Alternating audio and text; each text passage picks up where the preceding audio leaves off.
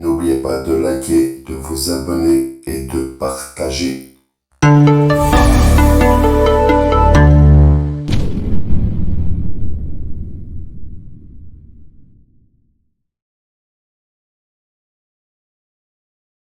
Salut les passionnés. Alors aujourd'hui, petite vidéo sur mes atas mexicana. Donc comme vous le savez, les atas c'est les coupeuses de feuilles, hein. Alors bon, comme on peut le voir ici, la gine a une belle forme atypique. Elle est vraiment magnifique. Alors ici, en termes de taille, pour les atas, on est quand même entre 2 et 3 cm pour certaines espèces. Ici, ma mexicana, elle fait quand même plus ou moins 23-24 mm, donc c'est déjà une belle taille pour une gine. Alors, il faut savoir aussi qu'il y a plusieurs tailles de castres différentes dans la colonie. Si mes souvenirs sont bons, jusque 16 tailles différentes pour les ouvrières. Et le fungus, donc le champignon, peut faire plusieurs mètres cubes aussi, hein. Donc ça, c'est à bien réfléchir quand on commence ce genre d'espèces, parce que bon, c'est des espèces qui vont demander de la place, du temps. Parce que bon, c'est pas que comme la plupart des espèces, qu'on leur met un petit peu de liquide sucré et des protéines. C'est des espèces qu'il faudra passer son temps, aller chercher des branches, enfin des branches, plutôt du feuillage pour elles pouvoir couper et nourrir le champignon avec lequel elles vivent en symbiose. Et ce champignon leur sert de nid et de nourriture. Et alors la place, parce que bon, il faudra leur faire leur mettre des tuyaux pour pouvoir aller couper le feuillage et parcourir de certaines distances pour pouvoir le faire et pouvoir évoluer aussi, hein. Alors bon, les images que vous voyez ici, c'est ma colonie que j'ai actuellement, mais quand je l'ai reçue au début, elle ressemble à ça, hein. Donc je l'ai reçue dans un petit pot. Voilà le setup au départ aussi, quand j'ai commencé.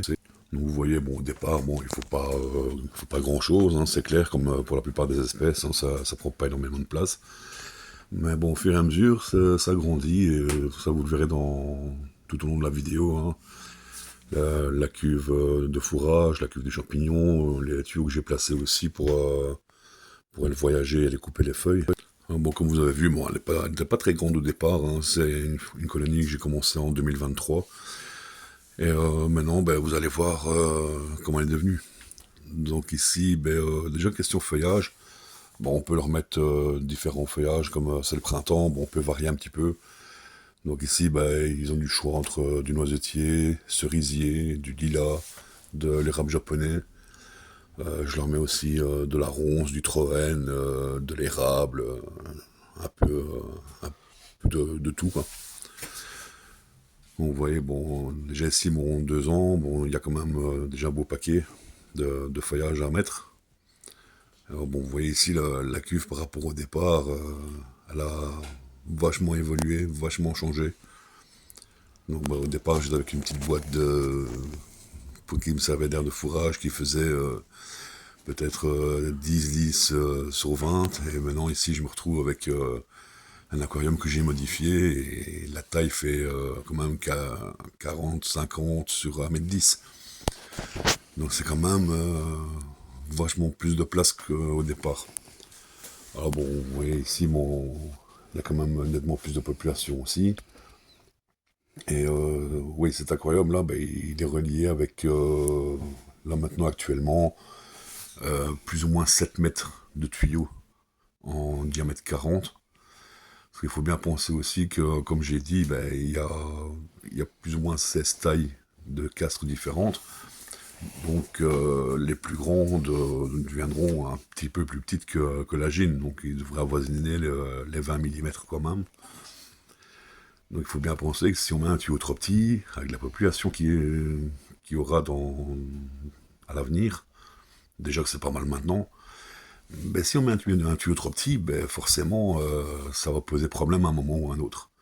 Déjà comme ça ici, je suis avec du tuyau de diamètre 40, et sincèrement, j'aurais dû peut-être même mettre un diamètre supplémentaire, parce que quelquefois ça bouchonne un petit peu.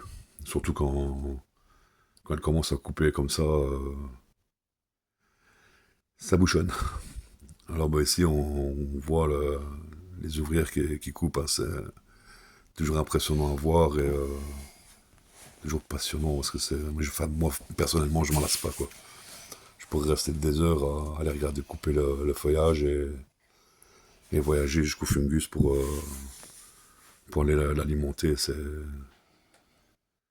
phénoménal quoi. Vous voyez encore ici, il y a encore une ouvrière qui occupe à couper.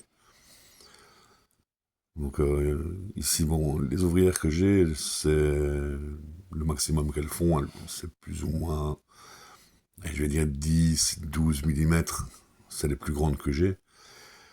Alors bon, quand on voit avec quelle facilité elles ont de couper le feuillage avec leur mandibule, imaginez pas si c'est votre doigt, quoi.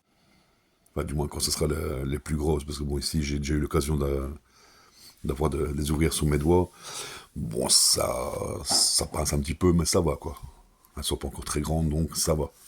Mais bon, quand ce sera des plus grosses, je vous laisse imaginer les dégâts que ça peut faire sur la peau.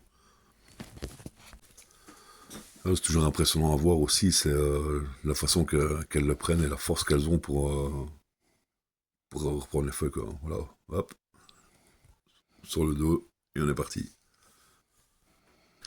Oui, que je revienne avec le feuillage pour le remettre. Il faut bien penser que ce genre de colonie, comme j'ai dit, c'est à bien réfléchir avant et pas à prendre à la légère, parce que maintenant, en termes de feuillage, comme j'ai déjà pu voir et lire sur des groupes et des sites, des espèces comme ça, si on va assez loin avec elles, pas dire à taille adulte, parce que ça prendrait quand même pas, enfin, ça prend quand même pas mal d'années. Mais en termes de feuillage, ça correspond quand même à plus ou moins avoir une vache chez soi. Donc il faut bien réfléchir à pouvoir leur fournir le feuillage nécessaire pour le couper et alimenter le champignon. Parce que si forcément si elles n'ont plus de champignons, la colonie meurt aussi, quoi. Et c'est d'ailleurs bon aussi avec le feuillage, il faut toujours faire attention où on va le chercher. Parce que si vous avez pu voir mon autre vidéo, j'ai eu un petit souci enfin une petite erreur en prenant le feuillage, et une erreur de débutant, disons. Et j'ai encore heureux que c'était en colonie comme ça et pas en fondation, parce que sinon j'aurais pu perdre cette espèce. Ah bon, ici, on voit quand même le nombre d'ouvrières qui se battent pour entrer dans le tuyau avec les découpes de feuillage. Je le dirai pas jamais assez, c'est impressionnant, quoi. Je m'en lasse pas. Ah bon, ici, bon, forcément, je viens de mettre le feuillage, hein, donc elle commence seulement à voyager dans les tuyaux pour les porter. Donc elle n'a pas encore fait tout le tour du tuyau, forcément. Mais bon, on voit que ça commence à bien porter quand même. Ça commence à en porter pas mal. Et forcément, plus on va mettre du feuillage, plus elles vont couper, plus elles vont faire grandir le champignon. Et forcément, plus ça prendra de place aussi, quoi.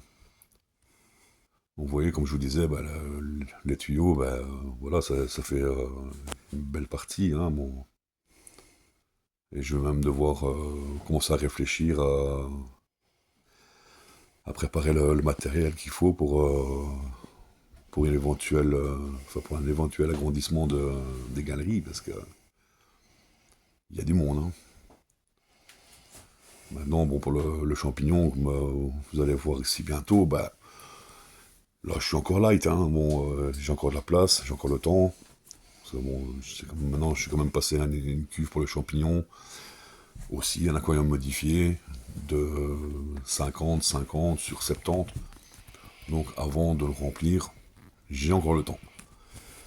Bon, maintenant, je sais que moi, j'ai préféré faire une grosse cuve pour le champignon, pardon, alors que d'autres préfèrent faire plusieurs petites. Bon, maintenant, il va arriver un moment où je devrais rajouter aussi des cuves pour les champignons, hein, ça c'est un fait certain. Mais disons que moi personnellement, j'ai préféré mettre un gros pour commencer. Et maintenant, comme on m'a déjà dit, bah, c'est peut-être plus risqué en cas de problème avec le champignon, s'il y a un parasite ou quelque chose comme ça, ben ouais, mais bon. C'est que j'avais pas réfléchi à trop à ça au départ non plus. Moi, j'avais vu question esthétique et maintenant, ben, si j'ai un problème, ben, j'en assumerai les conséquences malheureusement. Parce que bon, maintenant, retirer le champignon avec autant de monde, c'est un coup à se faire bouffer un doigt, façon de parler. Donc, ben, maintenant, resteront dans la cuve là, en attendant. Ben bon, vous voyez bien, le champignon, pour l'instant, je touche du bois, je croise les doigts, il est en bonne santé, il a une belle taille. Alors ici, ben, on revient sur le feuillage, ça c'est, et je vais dire, une petite heure après. Ouais, une petite heure après avoir mis le feuillage. Donc on voit quand même que elles sont bien mises à la tâche et elles ont déjà bien coupé, quoi. Et toujours aussi motivé à rentrer dans la galerie pour aller porter aux champignons. Et bon voilà quoi, hein, encore un petit moment après. Bon, forcément j'ai pas fait une vidéo en une fois, c'est plusieurs séquences, hein, parce que bon, faut leur laisser le temps de couper aussi. Alors bon, voilà, donc on voit ici, elles ont bien coupé, hein. Bon alors ici, comme je disais, bon, en feuillage, bon, je leur ai mis du noisetier, du cerisier, de l'érable japonais, du lilas avec les fleurs et les feuilles. Maintenant, bon, c'est ce que j'ai trouvé au passage. Mais bon, sinon, bon, on peut leur mettre encore d'autres choses, hein. Bon, maintenant, au fur et à mesure de l'année, comme la saison des floraisons recommence aussi, bah, elles auront aussi des roses, elles ont déjà eu aussi du forsythia, donc c'est des fleurs jaunes comme ça. Donc, comme j'ai dit, de l'érable, du châtaignier, du chêne, tout ce qui peut traîner dans les bois, dans les jardins, elles coupent. Maintenant, tout ce qui est plantes plus toxiques, donc comme du lierre par exemple, ça, moi personnellement, je n'en mets pas. Ah oui, et voilà. Ça, c'est le plus impressionnant, c'est le lendemain matin. Voilà à quoi ressemble l'air de fourrage le lendemain matin. C'est une dinguerie. Et bon, et ma colonie, elle n'a que 2 ans, hein, donc enfin, elle va avoir 2 ans. Donc on voit que ça coupe, hein, mais donc imaginez dans la nature, une colonie mature, les dégâts que ça peut avoir sur des champs ou des bois, des haies, chez les particuliers dans leur pays, c'est ça peut être quelque chose de dramatique, hein, parce que bon, si j'ai bien vu aussi, c'est une espèce, comment dire, pas invasive, hein, mais presque, hein, dans leur pays, parce que bon, quand on voit ce que ça coupe et la vitesse où ça coupe, imaginez dans la nature ou chez les particuliers les dégâts que ça peut faire, quoi. Mais bon, les passionnés, ben, j'espère que, en attendant, j'espère que cette vidéo vous aura plu. Et n'hésitez pas à vous abonner, de liker, de partager. Et en attendant, ben, je vous dis à bientôt et je vous laisse la fin en musique. Merci beaucoup les passionnés.